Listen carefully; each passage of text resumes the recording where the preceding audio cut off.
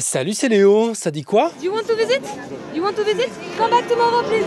Mesdames et messieurs, bonsoir. Il n'y a plus de visite possible aujourd'hui à Notre-Dame de Paris. Nous sommes en deuil du pape François.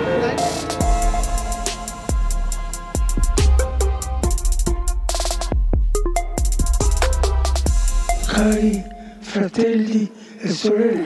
Chers frères et sœurs, joyeuse Pâques. Buona Pasqua. C'était donc les derniers mots en public du pape François, mort un lundi de Pâques, très symbolique donc pour les 1,4 milliard de catholiques dans le monde, tous en deuil ce mardi. Un pape qui a touché au-delà de ses propres fidèles puisque la grande mosquée de Paris salue son œuvre en faveur du rapprochement des peuples et que le grand rabbin de France rend hommage à son engagement contre l'antisémitisme. Comment vivez-vous cette période de Pâques compliquée après votre hospitalisation? Comme je peux. Je la vis comme je peux. E la vivo come posso. Le pape qui avait encore la voix très essoufflée, tu l'entends, après avoir été hospitalisé en février dernier pendant 38 jours pour une double pneumonie. Il est finalement mort d'un AVC à l'âge de 88 ans, révèle le Vatican. Un pape de son époque qui avait sorti un album de rock, star des réseaux sociaux, engagé pour l'environnement, les migrants, contre les abus sexuels commis par des prêtres et en faveur de l'accueil des fidèles homosexuels au sein de l'Église. Si une personne est gay et cherche le Seigneur avec bonne volonté, qui suis-je pour la juger? Il n'a en revanche pas réussi à convaincre d'aller plus loin sur le rôle des femmes dans l'Église, ni sur le mariage des prêtres. Il est également toujours resté opposé à l'avortement, mais a quand même toujours bénéficié d'une image de progressiste. En tout cas progressiste pour un pape, reste à savoir si son successeur continuera dans cette voie ou si au contraire l'Église connaîtra un retour aux valeurs conservatrices. Vous feriez bien de vous souvenir, monsieur Lucchesi, que ce pape-ci a des idées très différentes de celles qu'avait son prédécesseur.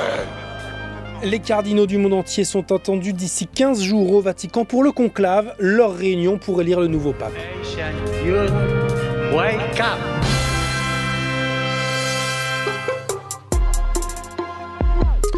Dans le reste de l'actu, ce mardi 22 avril, 5 départements en vigilance orange pour un risque de crue en Nouvelle-Aquitaine. Mais le niveau de l'eau commence à baisser en Dordogne. La rivière de Lille a quand même atteint un record cette nuit à 3,43 m de haut à Périgueux où les habitants sont invités à rester chez eux. Bon, sinon, moi aussi, je suis tombé sur ces vidéos ces derniers jours sur TikTok. 500 g de fraises acidulées, 500 g de pastèques acidulées, 500 g de cerises acidulées. Le hashtag bonbon, bien casse-bonbon. Les boutiques en ligne se multiplient avec ces étagères remplies de boîtes multicolores et des pluies de sucreries qui tombent dans des saladiers. Julia explose complètement le record avec sa commande à 477 €.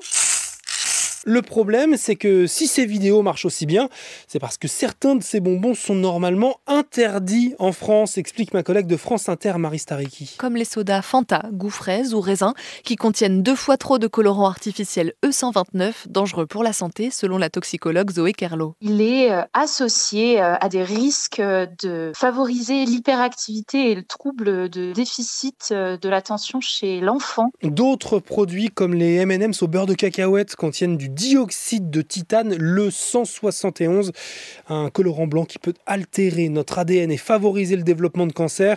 Et en plus, tout ça proposé au double, voire au triple du prix au kilo en magasin. 500 g de langue aux fruits, 500 g de mini langue aux fruits. Je vais finir par distribuer des petits bonbons au cyanure à tout le monde et il y aura moins de bruit, croyez-moi.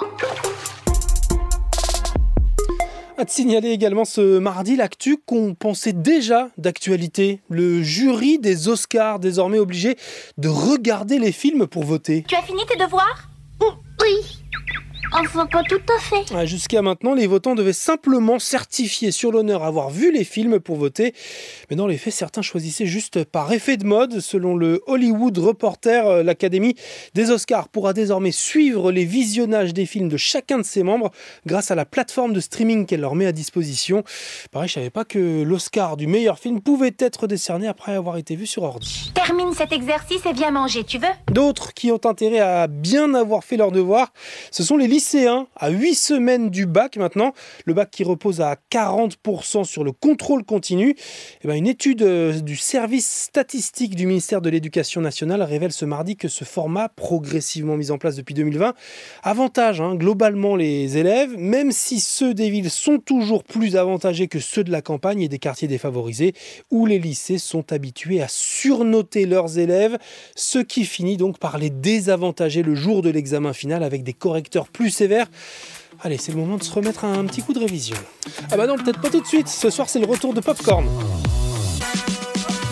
Bonsoir tout le monde. Après 3 mois de pause et plus de 200 épisodes, l'émission culte pour les fans de jeux vidéo, de réseaux sociaux et de pop culture revient.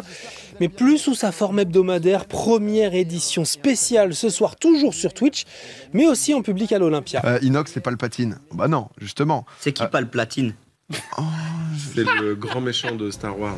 Votre Altesse. T'as déjà regardé Star Wars? Attends, mais il a un patron, Dark Vador? Altesse. C'était Léo de France Info. Le sénateur Palpatine est pressenti pour succéder à Valorum comme chancelier suprême. Allez, ciao. Pas très Star Wars, ouais. Non, j'ai bien kiffé Star Wars, c'était un peu long, en vrai.